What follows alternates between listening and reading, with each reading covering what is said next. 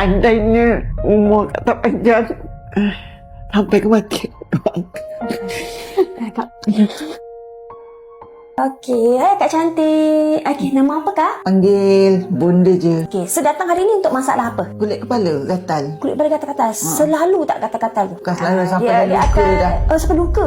Bengkak-bengkak luka. Bengkak, luka. Okey, ada sampai naik sakit kepala? Tak ada lagi. Tak ada lagi, cuma dia gatal lah, geram lah. Cuma jadi macam jerawat. Dah lama dah. Sampai buat rawatan, pergi klinik. Kulit kepala. Dah makan tahun tak? Makan tahun dah. Kita check dulu kulit kepala Kak, sebab saya nak tengok dulu masalah dia apa.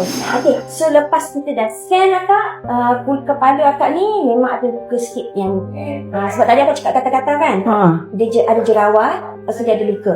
Okey, tapi dia bukan luka kat semua tempat, sebab saya tengok dekat kawasan lain masih okey. Ya, ada setempat, ada 2-3 tempat yang sama. Ada 2-3 tempat yang ada rasa macam ni dia pergi sikit lah. So, jadi hari ni apa treatment yang sesuai untuk Akak, saya akan cadangkan untuk buat fresh scalp solution. So, treatment tu yang pertama sekali dia akan menghilangkan bau tu dulu. Ini ada kena-mengena dengan penyakit ke? Macam Akak ada leukemia. Dapat buat rawatan jadi nak cuba. Sebab dah puas dah pergi klinik pakar. Sebab dah ada bertahun dah luka macam ni. Biasa anak lah cakap. Dah luka pun rambut kepala dia kata. Sampai tak ada rambut dia cakap. Terima kasih sangat-sangat Akak sebab percaya kat kita, datang ke sini. Akak patut cakap terima kasih. Dan sebab Akak share juga story Akak, tak mudah. Akak simpan dah lama kan dalam hati. Sepanjang proses ni, kalau Akak rasa tak selesa ke, rasa tak best ke, rasa macam sakit ke, Akak tolong beritahu saya. Okey? Okey, kita buat sekarang.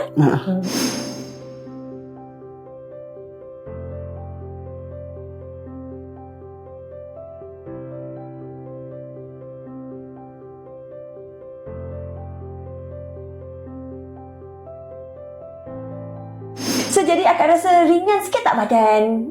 Kepala? Alhamdulillah ringan semua. Ringan semua? Okey. So, jadi Akak tahu kan, yang kita punya treatment ni, lepas kita dah buat, memang Akak akan nampak dia punya kesan dia tu lebih baik lah pada kulit kepala nanti. Akak akan rasa kurang gatal-gatal.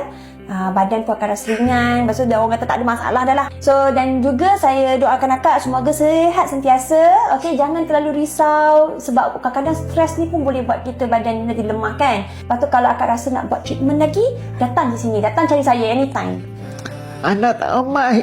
Perempuan seorang tapi itulah jauhkan diri. Tak ada mungkin agaknya penat katnya. Dengan yelah ibu dia sakit macam ni katnya. Yelah manalah orang budak-budak kan nak jaga. Ya, mungkin orang kata dia belum sampai tahap situ lagi kot. InsyaAllah dia akan sampai kat situ juga Kak. Okey, banyak-banyakkan doa, panjatkan doa kat dia. Okey? Saya harap video ni sampai dekat dia. InsyaAllah dia akan tahulah. Tak senang nak jadi seorang mak ni. Saya doakan ya Kak. Okey? Mudah-mudahan dia dengar tu dia balik ke. InsyaAllah dia akan balik. Andainya umur tak panjang sampai kematian. Kak.